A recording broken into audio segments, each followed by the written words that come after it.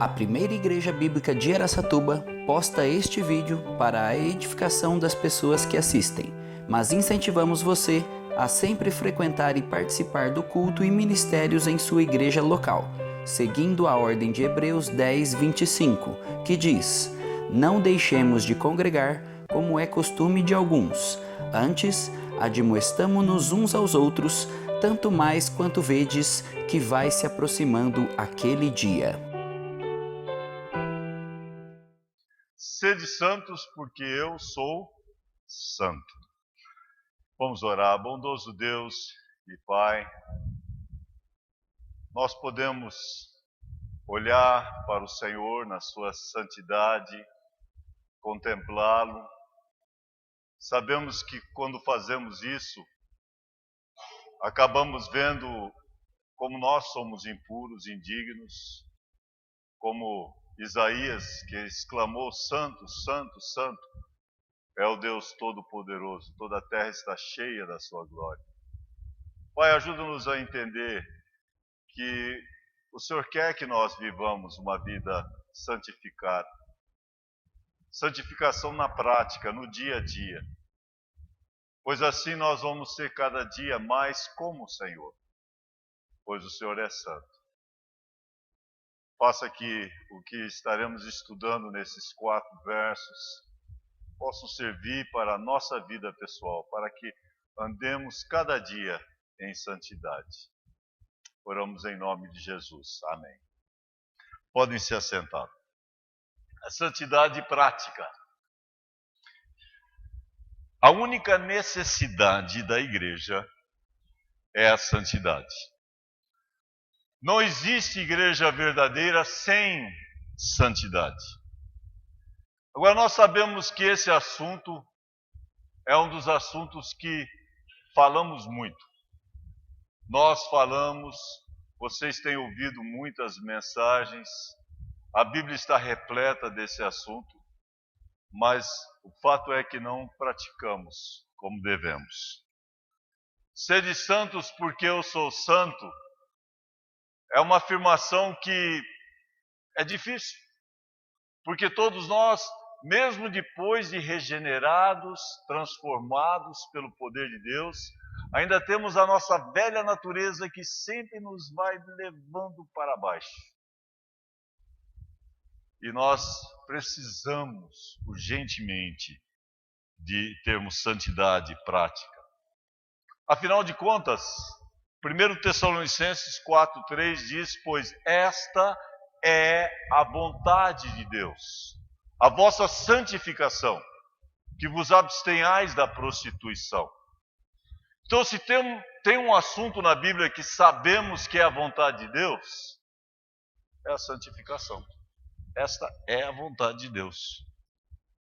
Agora, também nós sabemos que o pecado da imoralidade é um pecado que tem consequências muito sérias. É o pecado contra o próprio corpo. 1 Coríntios 6:18 diz que todo outro pecado é fora do corpo, mas quem peca nessa área do sexo, peca contra o seu próprio corpo. E é por isso que nós precisamos buscar cada dia mais sermos santos. Cada dia buscando ser santo como o Senhor Jesus é santo. Eu tenho uma pesquisa aqui que é um pouco antiga, porque se fosse atual teria muito mais dados. Mas mesmo diante dessa pesquisa a gente pode ver como que o mundo está caminhando cada dia mais para a imoralidade. Isto foi feito nos Estados Unidos, no Instituto Barna que transmitiu, mas já faz alguns anos. Diz o seguinte nessa pesquisa: 43 milhões de americanos têm alguma forma de doença venérea. Isso significa 1 em cada 5 pessoas. 43 milhões. 9 mil jovens pegam uma doença por dia. Tudo isso por causa da imoralidade. Aí ele dá exemplos das doenças venéreas como gonorreia, sífilis, herpes, E mostra como que está aumentando cada vez mais. E para tanto ele apresenta que a AIDS tem feito com que mais pessoas morram por causa desta doença do que todas as guerras mundiais juntas. Já pensou? Mais pessoas morrendo por causa da AIDS do que todas as guerras juntas. Em 16 meses, 100 milhões de mortos. Poderíamos dizer que é um meio de conter a explosão populacional, tão temida também. Em Nova York, em 7 anos, 200 mil órfãos por causa da AIDS. Na África, 10 milhões de órfãos. 10 milhões, você sabe o que é isso? De órfãos por causa da AIDS. É a doença que mais mata os jovens de hoje. Agora, só diante dessa pequena pesquisa, nós vemos que há uma necessidade urgente de santificação. Tem visto nos anos alguns movimentos que têm ajudado um pouco. Nos Estados Unidos, a Igreja Batista fez um movimento entre os jovens, ao invés de falarem do preservativo, a campanha foi ficar sem ter sexo até o casamento. E muitos cumpriram com esta campanha. E quando isso acontece, de fato o nível vai cair. Mas, irmãos, nós sabemos que nós, como igreja, temos que ter um impacto no mundo. Mas o fato é que tem tido número tão grande de imoralidade dentro da própria igreja dita evangélica. Por isso que nós não podemos deixar de falar desse assunto. Um assunto urgente, a santificação. Nós não podemos ficar parados. Nós não podemos deixar que a imoralidade seja o modo de vida do cristão. Sede santos, porque eu sou santo. A maior responsabilidade da igreja é fazer com que os seus membros andem em santidade. Hoje nós vamos olhar apenas 4 versículos aqui, na sequência de nosso estudo. Esse é o 5º estudo que nós estamos dando em 1 Pedro. E hoje vamos ver algumas áreas da nossa vida que são afetadas quando temos santidade prática. Quem tem o seu boletim pode anotar a parte que nós deixamos em branco, que está aqui no PowerPoint.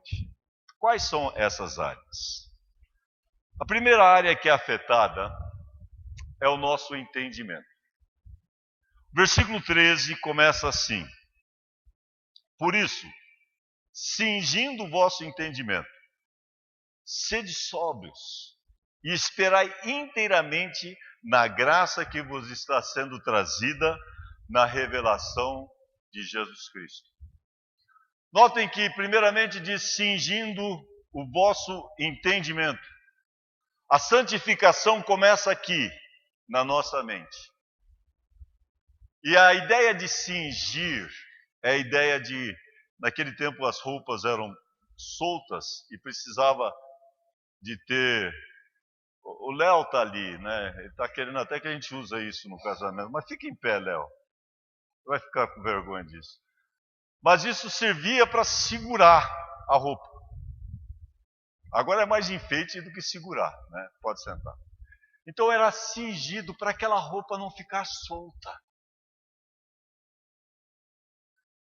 E aqui, primeiramente, para termos uma vida de santificação, temos que cercar, cingir nesse sentido a nossa mente. Agora, nós temos ouvido muitas e muitas vezes, nós não podemos impedir que o passarinho passe por cima da nossa cabeça. É duro que justamente quando passa por cima, ele olha para cima e tchim, você é premiado, né? Mas você não pode impedir que ele passe por cima. Mas você pode impedir que ele faça ninho na sua cabeça. E nós temos que saber que é necessário tomarmos algumas medidas de proteção para a nossa mente. Cingir a mente, cingir o nosso entendimento, significa que nós vamos ter que enchê-la com a palavra de Deus. Tudo que é verdadeiro, tudo que é respeitável, tudo que é justo, tudo que é puro, tudo que é amável, está aqui na palavra de Deus. 2 Coríntios 10:5 diz: levando todos os seus pensamentos cativos à obediência de Cristo. Nós temos que saber que não dá para eu falar, aí eu não quero pensar, não quero pensar. Você acaba pensando.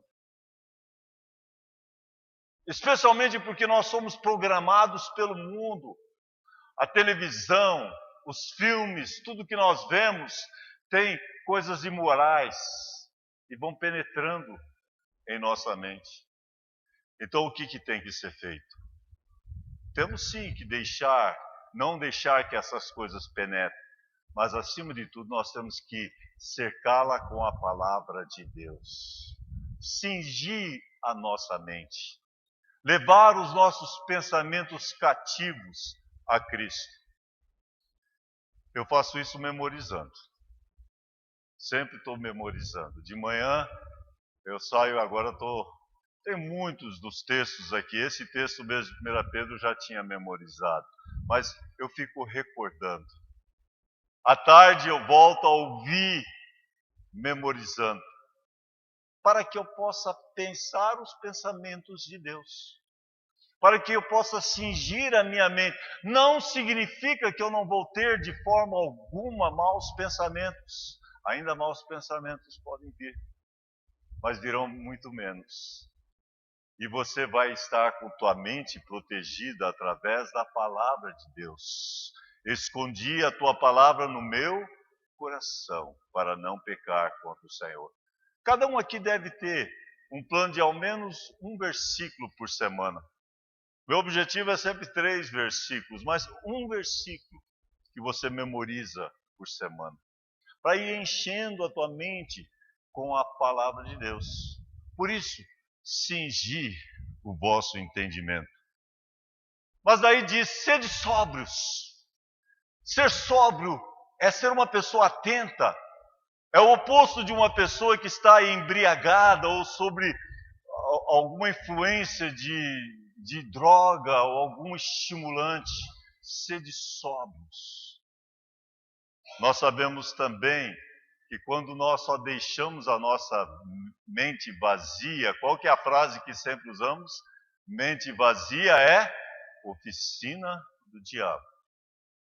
E temos aí vários tipos de mente, mas a vazia já é oficina do diabo. Mas daí tem a passiva, que fica aguardando a ação externa para fazer nós praticarmos atos imorais. E o pecado se concebe, começa na mente, e daí passa para os atos, para as palavras.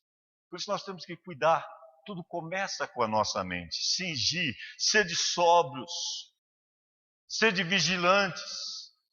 Eu sei que esse termo sóbrio e vigilante nós usamos em relação ao diabo. Em 1 Pedro 5,8 diz, sede sóbrios e vigilantes, porque o diabo, vosso adversário, anda em derredor, bramando como leão, buscando a quem possa tragar. Mas nós também temos que ser sóbrios e vigilantes em relação à nossa mente. Cingindo o vosso entendimento, sede sóbrios. Mas note que a próxima frase diz, e esperai inteiramente na graça do Senhor. Talvez você diz, eu não consigo. Quando eu vejo, já estou pensando em coisa imoral, coisa suja. Eu não consigo, não tem jeito, não consigo me controlar. Então você tem que depender da graça do Senhor. Esperai inteiramente na graça do Senhor. Sede sóbrios, faça a sua parte, tome cuidado com a sua mente, o que você pensa, memorize a palavra de Deus, mas dependa da graça. Porque se não for pela graça, você não vai conseguir. Assim como você é salvo pela graça, você também só pode viver uma vida santificada através da graça. Esperar inteiramente na graça de nosso Senhor Jesus Cristo. Uma tripulação de um navio, estava bem noite e eles sentiram as ondas e o navio parou. Ficaram todos desesperados. E agora? Nós vamos morrer aqui no meio do mar? O que vai acontecer? Alguns oraram e quando amanheceu o dia, não é que eles olharam e bem perto estava o porto? Eles estavam chegando no porto e o navio estava já em águas rasas. Nós temos que saber que o Senhor vai nos conceder a graça na hora que nós necessitamos. Esperai inteiramente na graça. E tantos daqueles versos que você memoriza, que você sabe, chega bem na hora, o Senhor traz de volta para você. Esperai inteiramente na graça do Senhor Jesus Cristo. Então, em primeiro lugar, cuida da mente. A santificação começa na mente. A área da nossa vida que nós temos que tomar maior cuidado é essa área do nosso entendimento. Porque a santidade prática vai afetar primeiramente a nossa mente, nosso entendimento. Mas nós temos uma segunda área aqui nesse texto. O nosso relacionamento. Afeta o nosso relacionamento. Pode passar para o segundo. O nosso relacionamento. Versículo 14. O verso 14, já na sequência, fala sobre o nosso relacionamento. O vento virou a página aqui, mas diz assim, ao contrário. Virou tanto que foi para Tiago. Versículo 14. Como filhos da obediência. Vocês estão comigo? O vento também virou a sua página? Não. Ficaram com o dedo ali, né? Como filhos da obediência.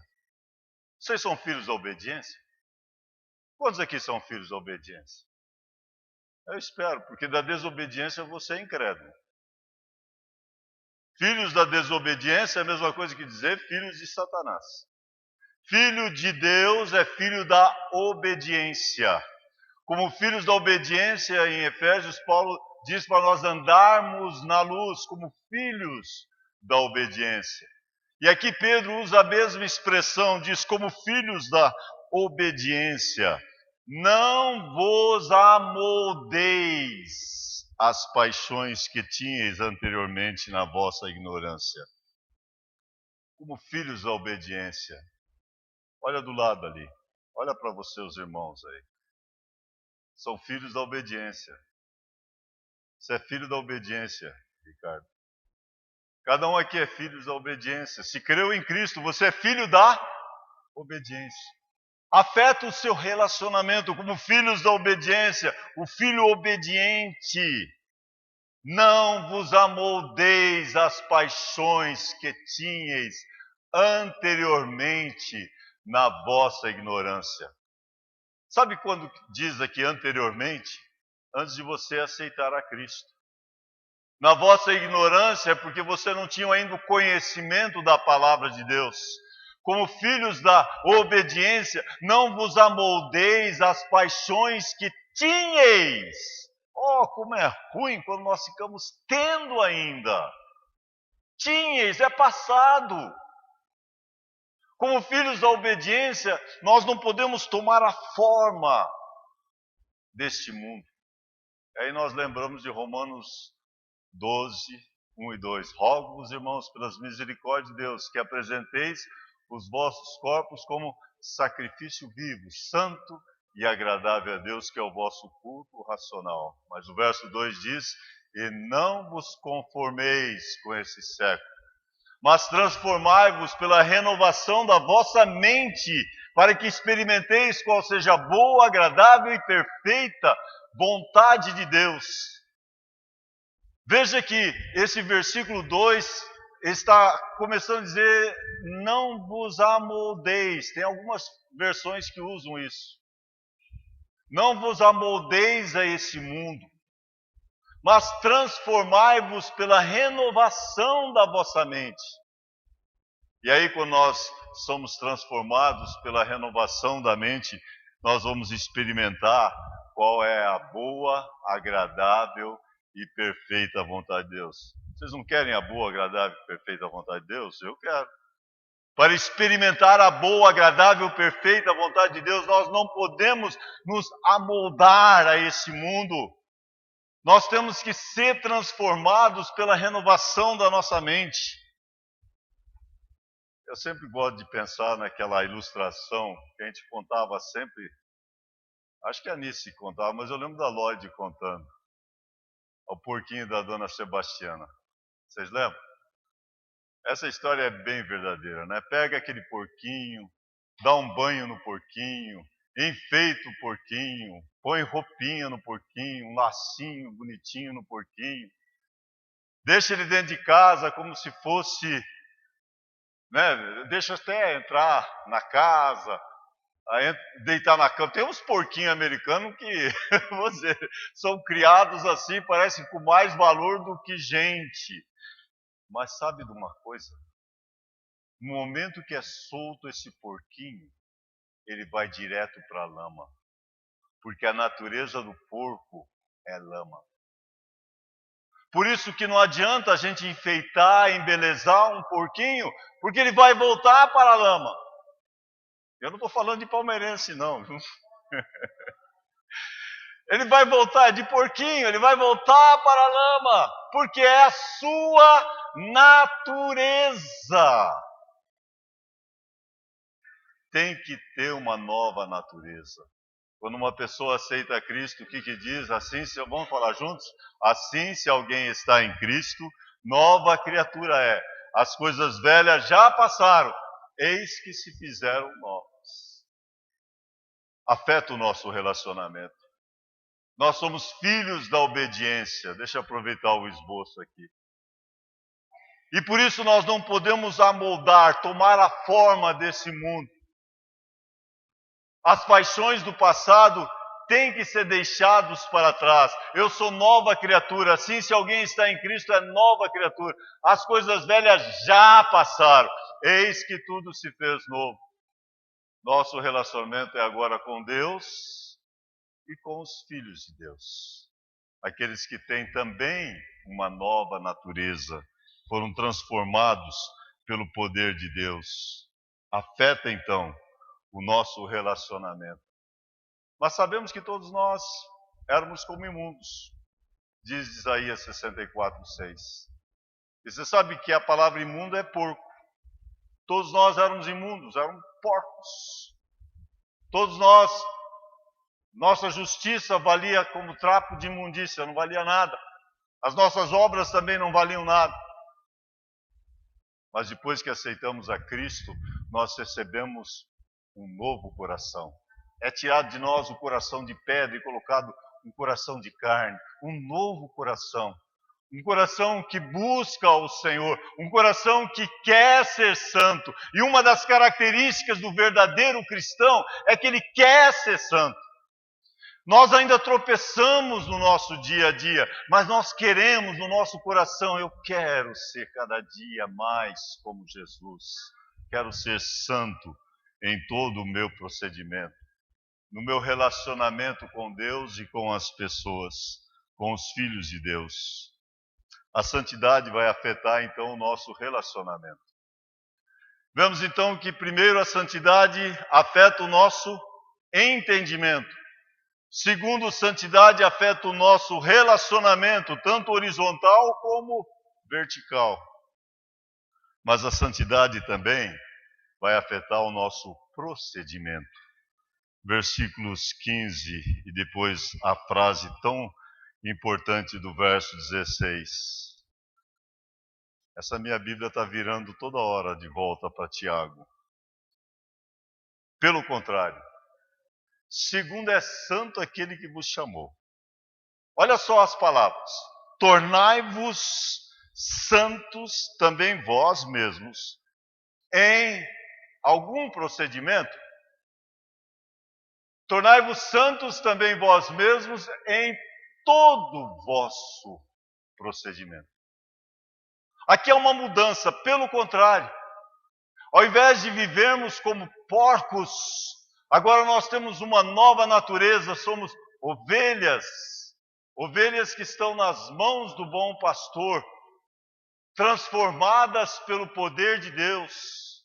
Antes andávamos desgarrados, mas agora nós nos convertemos ao pastor e bispo de nossas almas. E aí então há uma mudança. E somos chamados para a santidade. Verso 13 então vai dizer, verso 15. Tornai-vos santos, também vós mesmos, em todo o vosso procedimento. Nosso Deus é santo. Estava até pensando nós cantarmos a música Santo, Santo, Santo. É possível, Ricardo? É possível, né?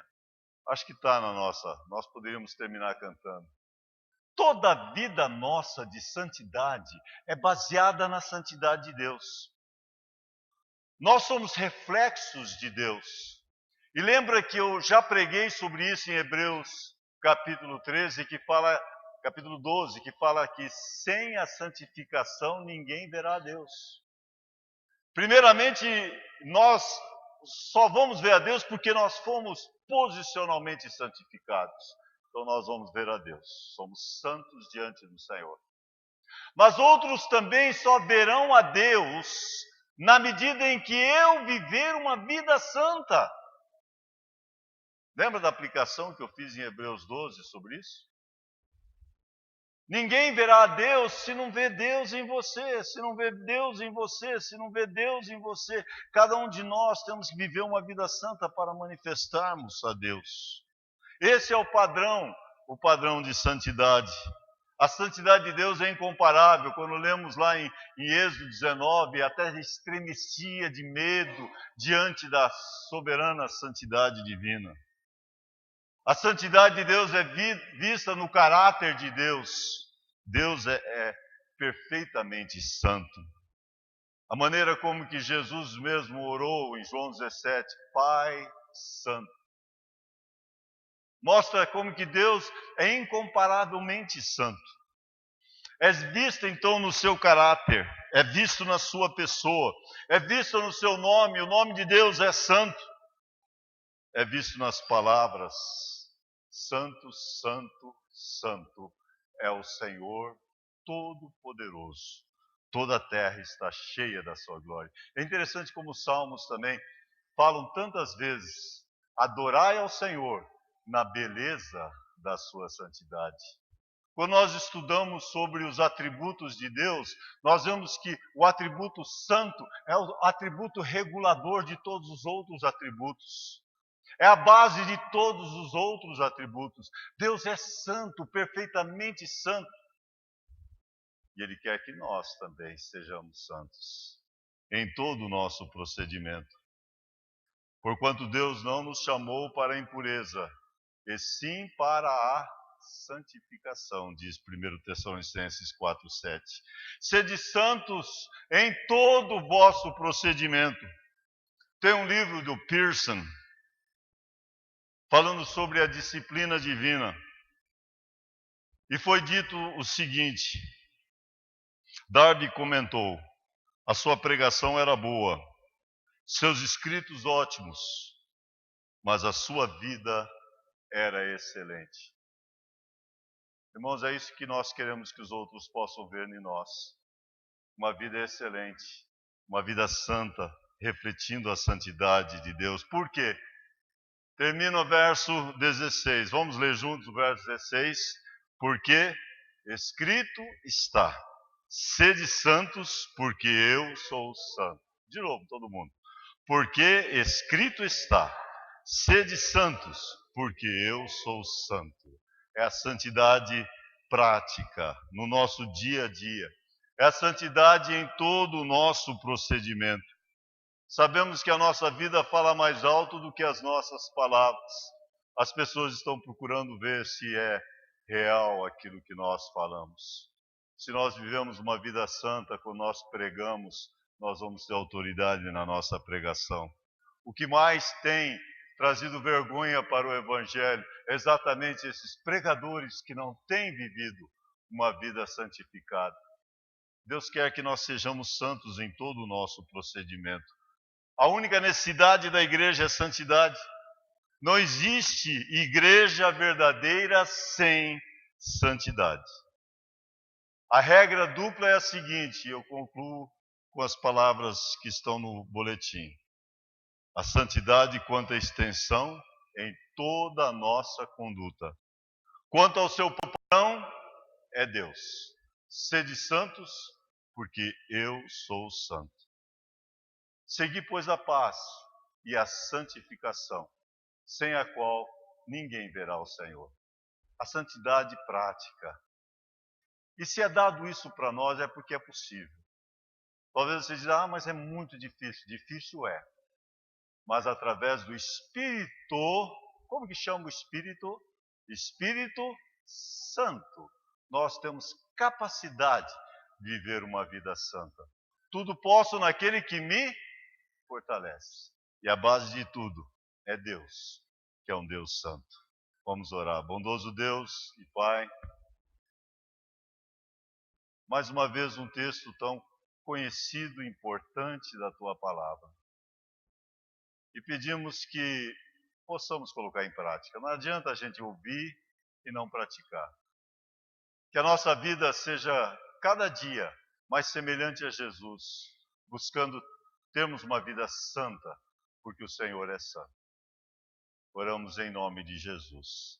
Amém.